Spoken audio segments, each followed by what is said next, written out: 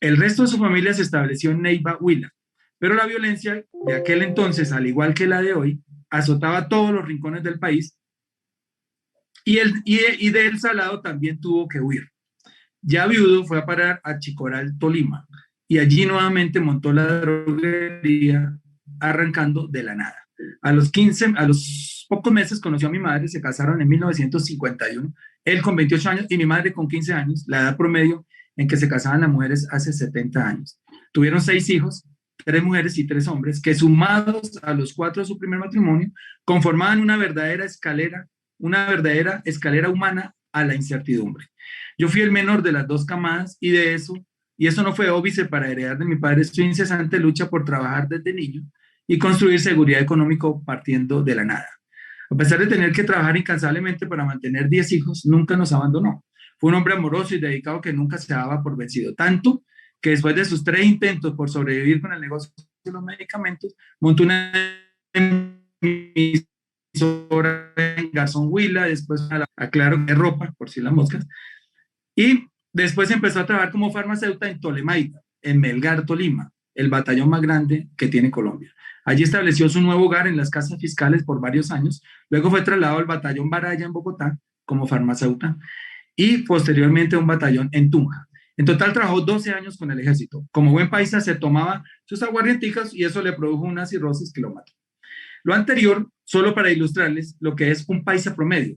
Gente emprendedora, berraca, andariega, rebuscadora, honesta, de palabra, amante de su familia, luchadora, crecidos ante la adversidad, capaces de reinventarse una y otra vez y hacer el mundo eh, y, y, y, y partir real el mundo a partir de unas cenizas.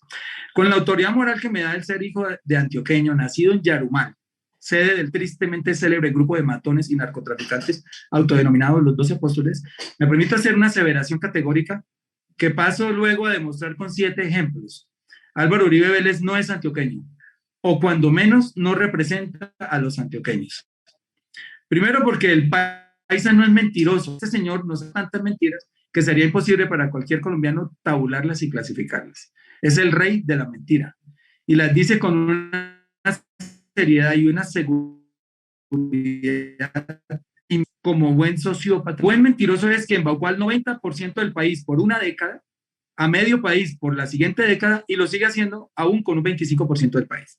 Actualmente, entre sus célebres mentiras está la de hacerle creer al país que si votaban en favor de la paz, sus hijos se volverían gays, sus pensiones iban a parar a manos de los excombatientes, Timochenko iba a ser presidente y Santos le entregaría el país a las FARC.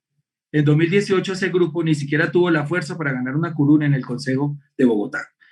Un día, mientras miles de jóvenes inocentes eran mostrados a la prensa, abaleados y con las botas al revés, se atrevió a exponer su teoría de muertos buenos con una frase lapidaria que los revictimizó sin importarle el dolor de sus familias. El muy miserable dijo, sabiendo que se trataba de asesinatos de Estado, comillas, no estarían recogiendo café. Con el mismo estigma hizo asesinar a casi 300 personas durante la toma de la Comuna 13 de Medellín con ayuda de los paramilitares, como lo registró el lente prodigioso de Jesús Sabat Colorado. Por algo el expresidente Gaviria le gritó en una convención del Partido Liberal, Uribe mentiroso, Uribe mentiroso, Uribe mentiroso. A Petro le gritó sicario en una plenaria y a Cepeda le iba diciendo constantemente guerrillero y terrorista. Es tan mentiroso que vive diciendo que él es honorable. Segundo lugar, porque el paisa cuida a su familia. No obstante que en el pasado las familias paisas eran las más numerosas de Colombia, entre ellas hizo carrera un dicho, pensamiento y forma de ser del país. Donde comen uno, comen dos. Donde comen dos, comen cuatro. No fue el caso de Uribe. Hoy Medellín, para no ir más lejos, es la ciudad más desigual de Colombia. Y Colombia es a su vez uno de los países más desiguales de la tierra. Es decir, al entregarle el poder, la tierra y las empresas públicas a unas pocas familias, el uribismo desató una de las peores formas de violencia que existen, la desigualdad, que empujó a muchas niñas pobres a la prostitución. Sin tetas no hay paraíso. Una desigualdad que empujó a 2 generaciones de muchachos al sicariato y al paramilitarismo. Uribe, como figura pública más importante de Antioquia durante más de 4 décadas, era el responsable del cuidado y el bienestar de los hijos de su tierra, de sus hermanos, sus paisanos. No lo hizo. Los resultados saltan a la vista. Y no solo no lo hizo, sino que su odio y su ambición repercutieron en el negro destino de sus paisanos. El mayor número de asesinatos cometidos contra la UP sucedieron en Antioquia. La primer gran masacre, la de Segovia, sucedió en Antioquia. Durante su paso por la gobernación en ese departamento, las masacres crecieron un 371%, pero no bastándole esto, fue el principal impulsor de las convivir en Antioquia. 87 cooperativas de seguridad, con más de 6.200 miembros, que dotaron con radios de comunicación, fusiles de largo alcance y que luego se convirtieron en las Autodefensas Unidas de Colombia, culpables de miles de asesinatos y miles de masacres a lo largo de... El país ama a su tierra, ama a su raza y resulta que nadie ha odiado más a Antioquia y a los antioqueños que Álvaro Uribe Vélez. Primero entregándole licencias a las pistas y los aviones de narcotraficantes, lo que empoderó y enriqueció a varios de ellos. Esto a la postre desató una de las peores épocas de barbarie, el narcoterrorismo. Los 250 carrobombas que hizo estallar Escobar, los más de 4.000 sicarios abatidos por la policía, los policías asesinados en esta guerra civil terrible y los civiles muertos o desaparecidos por cuenta de estas bandas tienen un origen y eso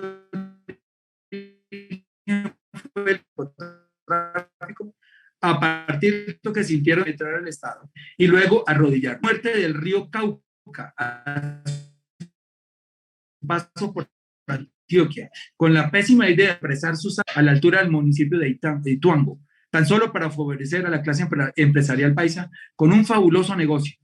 Y no bastándole con condenar a varias comunidades y a un poblado indígena a la pobreza, al desarraigo, al desplazamiento, al abandono y a pescar peces muertos, los dejó huérfanos e indefensos ante el embate de los grupos paramilitares al servicio de las grandes fortunas del departamento, interesadas en ejecutar las obras de la hidroeléctrica con la menor resistencia posible.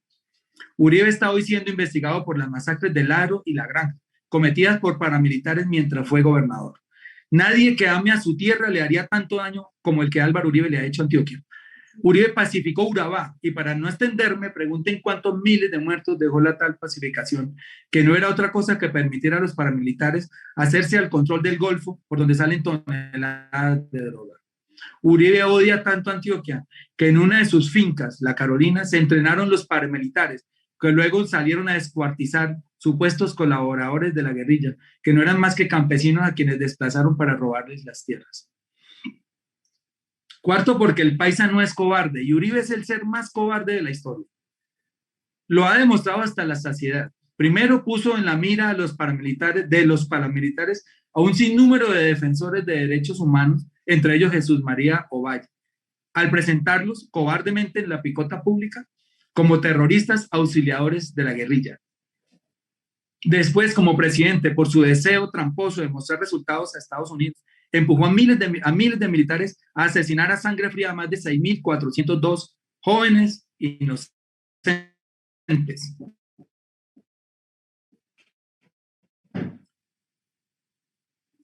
La mayoría de ellos oriundos de Antioquia. Es tan cobarde que más de 20 de sus funcionarios han ido a parar a la cárcel muchas veces por delitos que solo le favorecían a él y a nadie más, como la compra de su reelección por parte de su ministro Saba Pretel y Diego Palacio. Es tan cobarde que no obstante decir y repetir innumerablemente y a los cuatro vientos que es honorable, no fue capaz de enfrentar la Corte Suprema de Justicia y prefirió renunciar al Senado con tal de quitarse encima a su juez natural. Sabía que su fiscalía de bolsillo le arreglaría el entuerto en pocos meses y no se equivocó. Hace apenas 3 días el fiscal Jaimes, sin sonrojarse, contra toda evidencia, desestimando pruebas testimoniales y audiovisuales, le pidió a un juez de garantías que precluyera el caso por el que la Corte Suprema lo encausó y encarceló. Una vergüenza total para sus nietos cuando en un futuro no muy lejano lean los libros de historia. Quinto, Uribe no se parece a los abuelos antioqueños porque los arrieros nacidos por su misma fecha honran el valor de la palabra. La palabra de Uribe vale menos que un billete de un bolívar venezolano. Sexto, los abuelos antioqueños son honestos y transparentes y Uribe no lo es. Engaña con el pago de sus impuestos, ayuda a enriquecer a sus hijos con trampas. Durante su gobierno, a través del volteo de tierras y el uso de información privilegiada. Su gobierno adjudicó varias megaobras que terminaron corruptas y en las que el país perdió cerca de 30 billones, entre ellas las de Reficar, el túnel de la línea, la doble calzada Girardot, la ruta del Sol 2, Hidroituango y otras más. Su viceministro de Transporte está preso por recibir 6.5 millones de dólares en sobornos. Su ministro de Agricultura está preso por regalar la plata del Estado a ricos terratenientes, incluso poderosos cacaos como Sarmiento y Ardila Lule y 34 financiadores de sus campañas.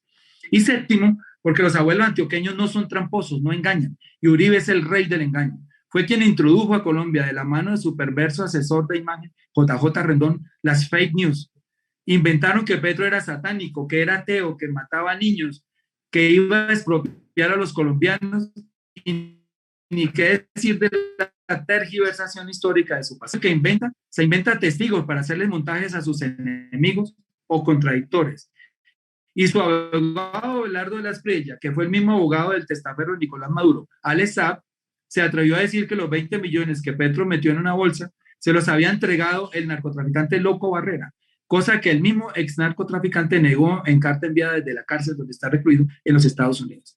Durante su gobierno les hizo montajes a magistrados de las cortes, a periodistas, sindicalistas, como lo era en aquel entonces Alexander López, hoy precandidato del Polo, y a mí, que solo me la he pasado escribiendo el 90% de mi vida, ya me tenía uno listo. Uribe es el rey de la posverdad, hacer creer que sus mentiras dichas se vuelvan verdad. Es especialista en generar opinión a través de una mentira.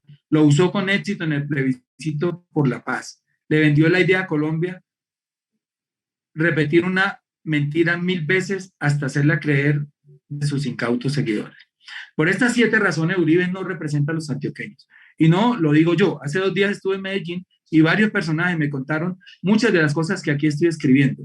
Pero como hoy no hay mentira que dure 100 años y Uribe es una mentira, sus distintas máscaras empiezan a caer. Hoy su popularidad ronda los 25 puntos porcentuales y electoralmente es un fracaso. Perdió todas las capitales de departamento en las elecciones del 27 de octubre de 2018 y lo que es peor, perdió las elecciones en Medellín, su máximo fortín, a manos de un joven independiente que se dedicó a recorrer las comunas pobres de la ciudad, ofreciéndoles una esperanza de redención. Esos paisas uribistas, desconectados de esa realidad porque viven en el poblado y salen hasta el aeropuerto por entre un túnel de más de 8 kilómetros y luego hasta Miami a desocupar almacenes en centros comerciales, odian tanto a Quintero que no había pasado un año de gobierno y ya lo querían revocar. No le perdonan haber usurpado el templo sagrado del uribismo. Los paisas que se sienten ofendidos por el accionar de Uribe y aquellos que coinciden conmigo en que este ser le ha causado mucho más daño a su departamento, deberían refrendar en 2022 la victoria de Quintero. Los jóvenes en edad de votar que sientan en su corazón la desazón que produce no tener futuro, deberían sumarse por antonomasia a esa revolución pacífica que significa el pacto histórico. No permitan que un hombre que transgrede todos los valores del país, el antioqueño, regrese al poder en Medellín. Vuélvanlo a derrotar. Y para los jóvenes del resto del país, donde también perdió Uribe, no olviden que en 2022 es un ahora o nunca, real, no el de las metáforas, no el de los eslogans de campañas. Es un ahora o nunca verdadero porque jamás volveremos a tener una generación de jóvenes tan numerosa, capaz de revertir el seguro triunfo de las castas corruptas en las regiones. Jóvenes elijan 55 senadores decentes y 86 representantes decentes. Jóvenes, elijan un presidente decente, sin ataduras ni compromisos con los dueños del país. No hay otra forma de liberar a Colombia de sus secuestradores, aquellos a quienes sus padres un día le vendieron el voto para llevar un mercado a sus casas. En serio, es ahora o nunca. Los territorios azotados por la politiquería, el narcotráfico, la violencia y la corrupción no resisten 4 años más de uribismo. Háganlo por esos compatriotas abandonados a su suerte, si es que no quieren hacerlo por ustedes mismos. No tienen nada que perder. Lo que hay hoy no les garantiza un futuro digno. Hasta aquí mi columna, queridos compañeros.